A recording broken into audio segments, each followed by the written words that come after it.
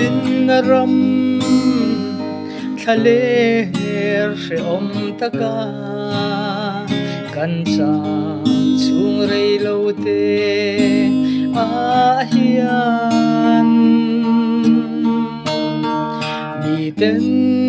min soi chia in min mu sit thin ma se kapuang zel don chan chin trai kan lal pa i swa chuan kho vel zong zong a kal ula thil siam zong zong ne na chan chin tha hi hril ru tia thu min tek ang hian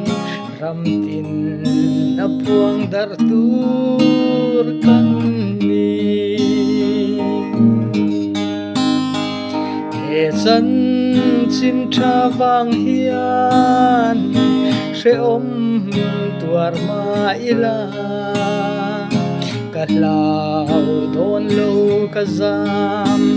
don lo isuan musit na le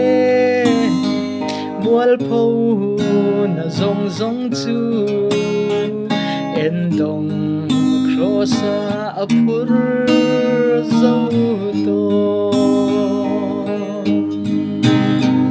kan lal pa i swa chuan kho vel zong zong a kal ula thil siam zong zong ne na chan chin tha hi hril ru tia thu min tek ang hian ram tin na puang dar tur kan ni suti chuan kalula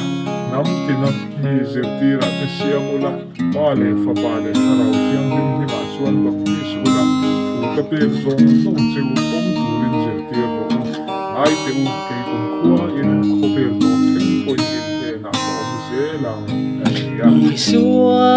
chan chin tha wang nga kan she om nep ta tun mit khap kar chung chau om tur hian chatuan lim le lom na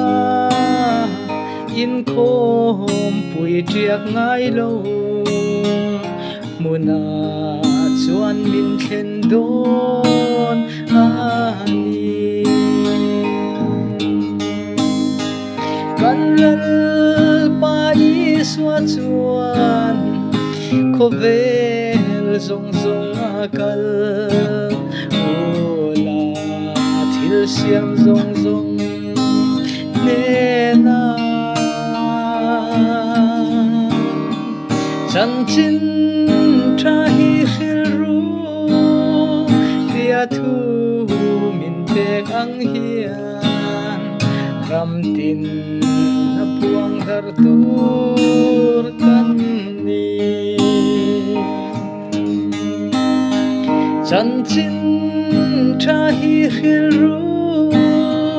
tia thu min tek ang hian ram tin na puang dar tur kan ni